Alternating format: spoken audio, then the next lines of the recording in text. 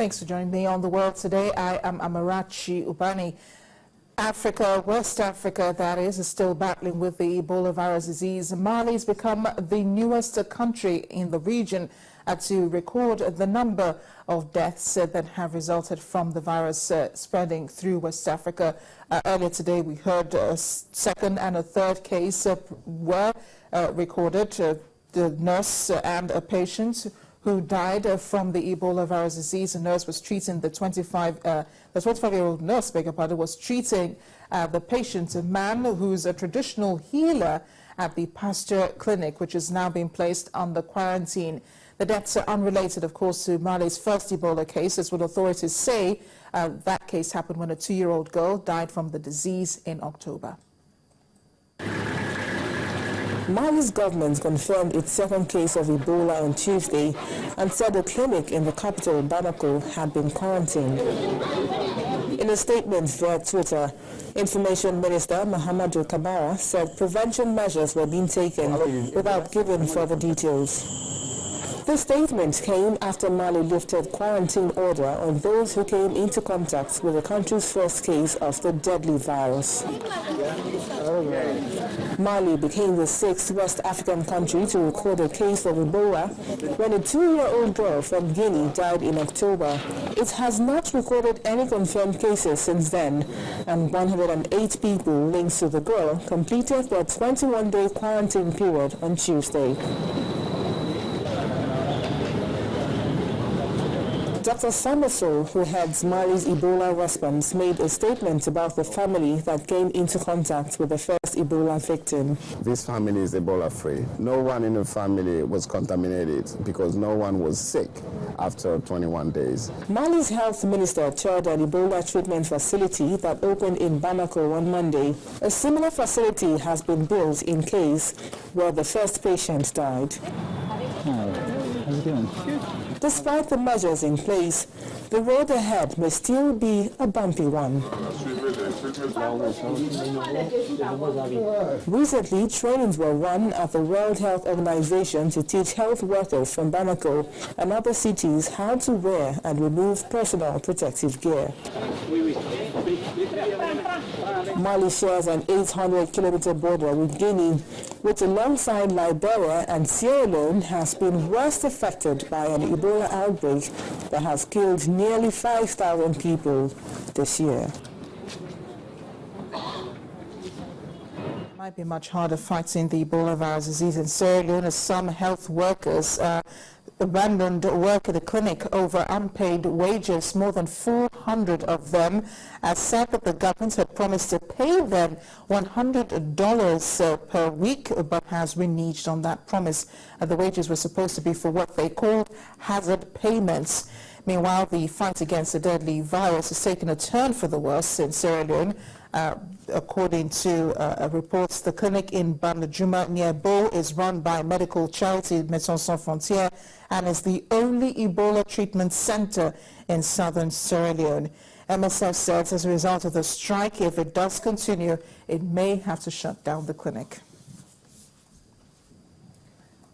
Well, still here in Africa, 5 people have died following a suicide blast, after attackers detonated car bombs in 2 eastern cities. The first on a busy road in Tobruk is thought to have killed at least 1 person, and authorities say that that person was probably a bomber. Another 4 people died when a car blew up outside on an air base in Al Baida. Reports say that at least 21 people were injured. The blast in Tobruk appears to have taken place close to the city's intelligence headquarters, and it's not clear whether either blast was a suicide attack or an improvised explosive device. Libya has been unstable since Colonel Muammar Gaddafi was overthrown in 2011, with different tribes, militias and political factions fighting for power. And back here in Nigeria, a female suicide bomber is feared dead after an explosive device that she had on her exploded in front of the library of the Federal College of Technical Education in Kontagora, Niger State, north-central Nigeria. It's not clear now if any other persons have been injured in that blast, but a spokesperson for the Niger State Police Command, Ibrahim Gambari, told Channels Television that the only death recorded so far is that of the suicide bomber. No group has claimed responsibility for the attack, but it's believed that the terrorist group Boko Haram has been behind the numerous attacks in northern Nigeria, is responsible for this attack. This comes barely 2 days after a suicide bomber who disguised as a student infiltrated the assembly ground of a senior science secondary school in Potiskum, Yobe State, and set off a bomb, killing at least 35 people. We'll be right back after the break here on The World Today when we look at China-US relations. Both countries may not agree on trade, but they come together to cut greenhouse gas emissions. Please join us again. Welcome back to The World Today. Let's look at other stories now from other parts of the world. Crisis continues in Ukraine as NATO sets columns of Russian military equipment and Russian combat troops have entered Ukraine this week. Russia has consistently denied sending troops into eastern Ukraine to bolster pro-Russian separatist rebels there, but the rebels have admitted being helped by volunteers from Russia. In the meantime, heavy artillery fire has rocked the city of Donetsk, the industrial hub held by pro-Russian separatist rebels. Reports say shelling can be heard in the city on an almost daily basis. But today's bombardment, however, is deemed the strongest since the weekend. There are also reports of fighting near the rebel-held city of Luhansk. More than 4,000 people have died since government forces moved in April to put down an armed insurrection by the rebels in 2 regions which border Russia. And it's been described as a historic pledge coming from the 2 of the world's biggest emitters of greenhouse gases. U.S. President Barack Obama's counterpart in China, Xi Jinping, both made promises today to curb emissions. This follows talks after the APEC summit in Beijing. Mr. Obama said he set a new goal of reducing U.S. levels to between 26 to 28% by 2025. Compared to what they were in 2005. China, however, did not set a specific target, but said emissions will peak by 2030.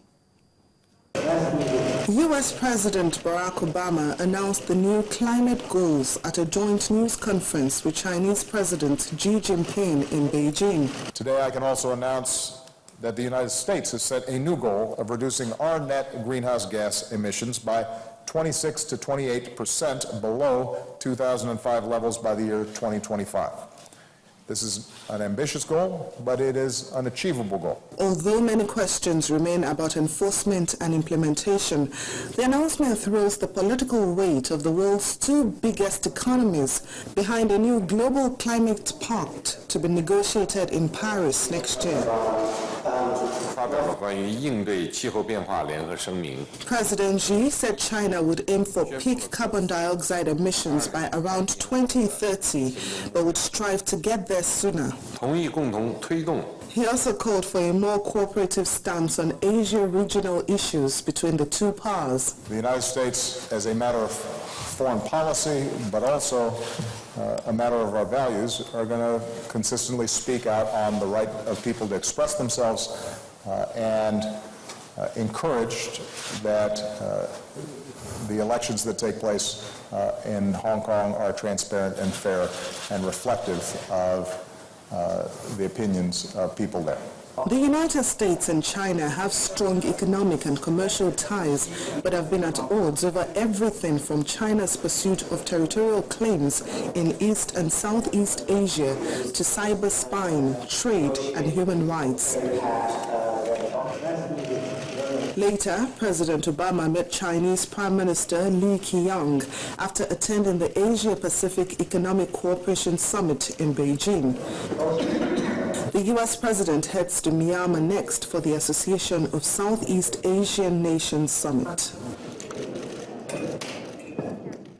Meanwhile, world leaders are gathering for wide-ranging talks in Myanmar, the country's biggest event since it emerged from military rule.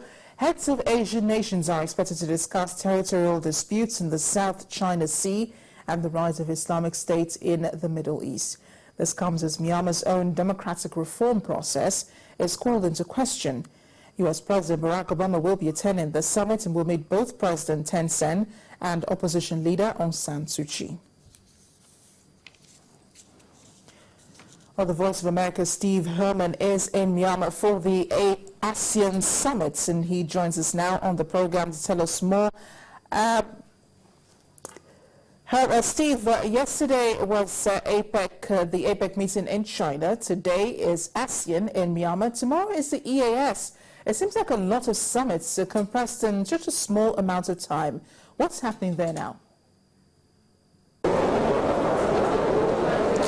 Yes, it is very challenging, even if you happen to have your own jumbo jet and dozens of people dedicated to taking care of your logistics. President Barack Obama, one of the latest to land here in Myanmar's capital and attend a gala dinner hosted by Myanmar's president this evening.